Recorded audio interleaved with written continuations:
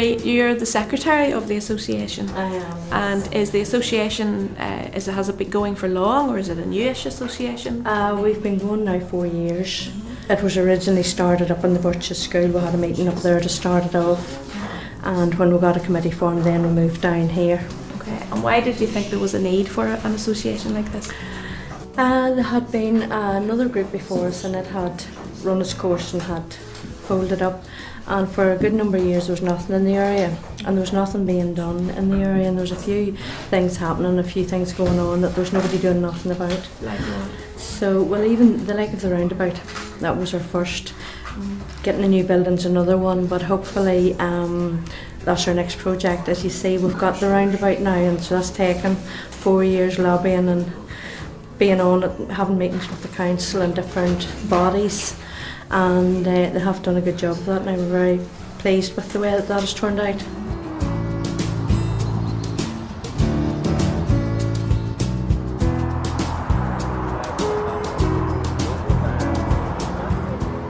Very pleased to be at the Birches roundabout here today to formally unveil the works. My department has spent something like £380,000 upgrading this roundabout, but it wouldn't have happened had it not been for the representations that we had from the local community group, and they've worked tirelessly and very, very hard. First of all, approaching their own representatives, who in turn then have brought it to my attention, and we're pleased that we're in this position today. The likes of the roundabout have just absolutely transformed our area. We're just absolutely delighted with it. And the impact that this has on the families now is to see how they can actually make a difference and how we can bring this forward. And one thing that has come up from a recent homework activity has been a cycle path and a footpath, which is so needed. It really is very, very needed in the community. This was a homework activity which we gave out, and really a lot of the parents got involved in it as well. The roundabout was the biggest project, and it is looking really well.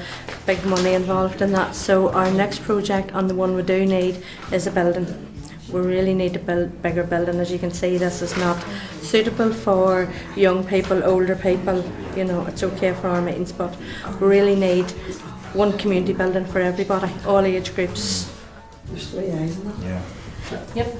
I would like to know, well, just personally, are you new to the area, or do you have a family connection? Because that'll influence what people think. Why do you think a community benefits from having a community association?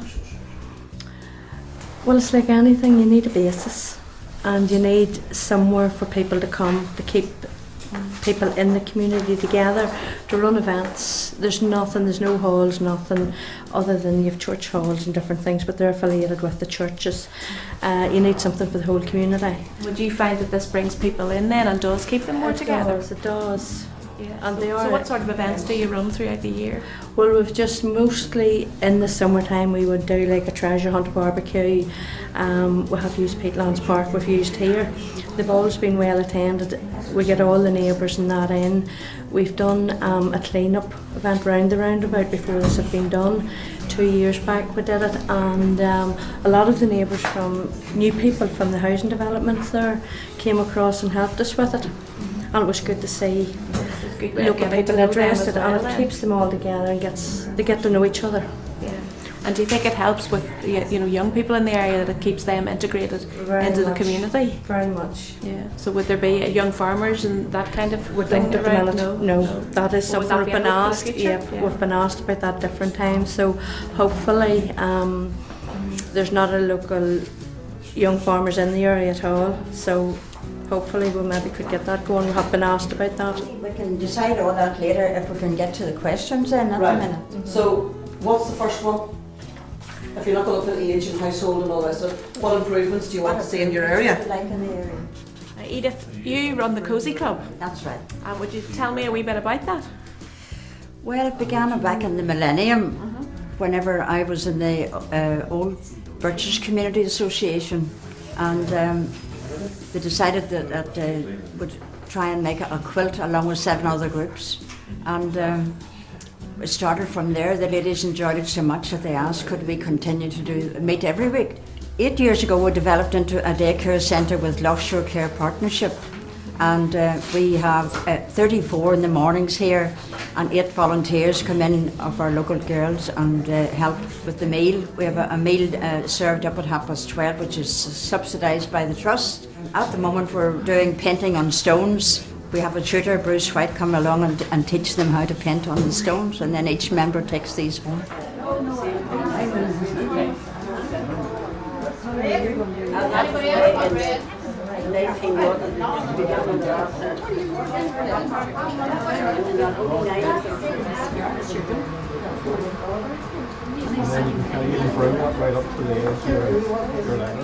Yeah, so over the last couple of years, the Tuesday morning group here have done quite a few different art projects, and so this year we decided that we'd do a bit more painting, and we got some stones from one of the local quarries, and sort of everyone decided that they would like to sort of paint sort of the stones so that they could have them to sit outside things like their front doors. So we've got people painting things like house numbers and birds and flowers and so forth, and that's what we've been at for the last couple of weeks. How do you think something like this benefits the local community? There's nothing else like it in the community for the elderly, you know, so they really appreciate it.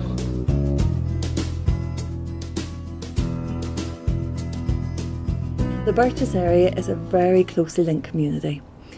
We have very, very strong connections with Barn and with the Cozy Club and with other community groups in the area, and we work together to try and really develop the best for the children and for the people in the local community. I really see us as an extended family. We have a lot of parents, grandparents who are in these community groups, and we involve the children in a lot of the activities that we are doing as well, really to get the views of everybody. Robert, you're the chair of the committee.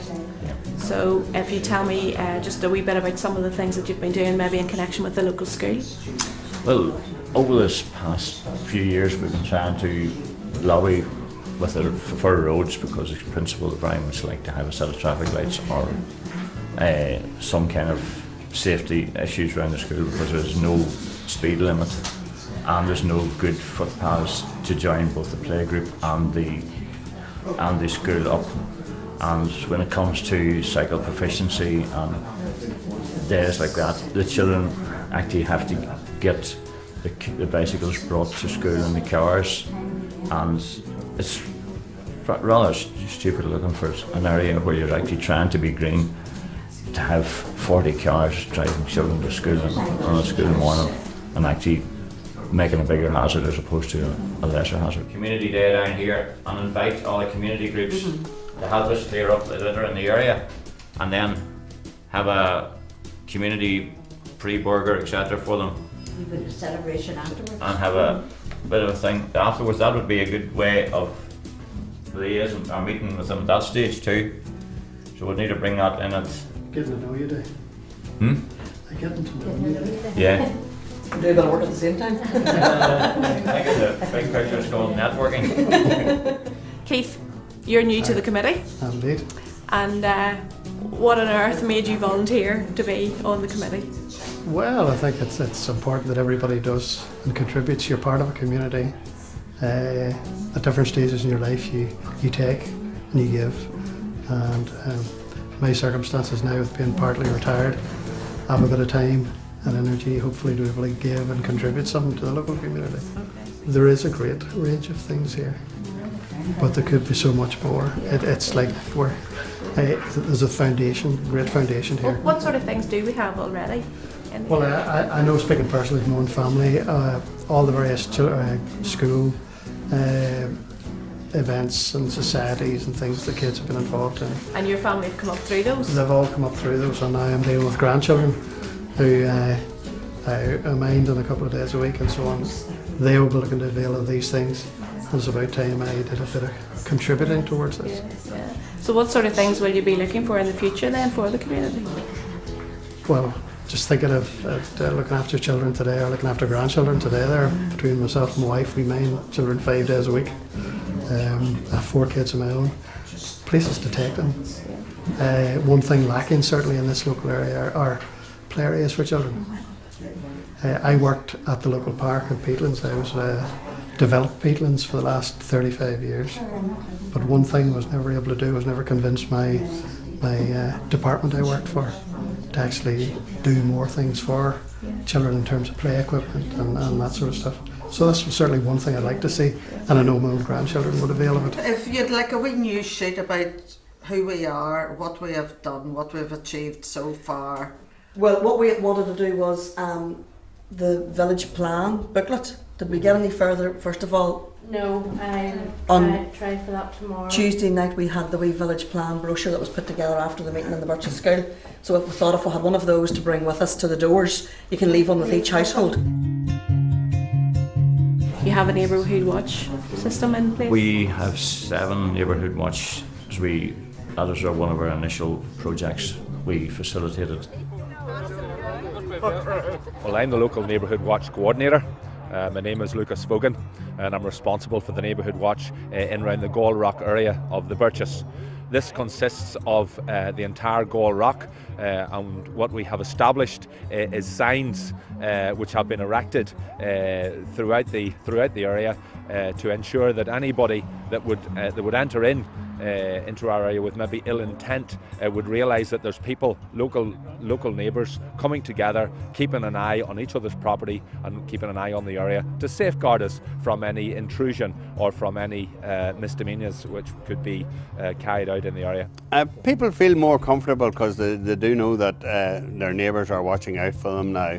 I'm a coordinator for the area here, and people would have known me for a long time, and they would pass on information to me that I can then pass on to the police or whatever. And it has worked very well. We have realised a 0 crime rate, and it's something that we're immensely proud of. 3 years ago, the Birches looked like a bomb shelter, bomb site. Today we have a nice new roundabout, or a revamped roundabout. We have an infrastructure that's starting to look like something. We're working on local companies to adopt roads so it will get gradually, will spiral out from the centre, that the whole area will be. The vision with Stonewall Jackson here, with walks here, with Loch May down the road. We want it all interconnected, that it is like what Craig Alvin's vision originally was, would be really what I would like to see.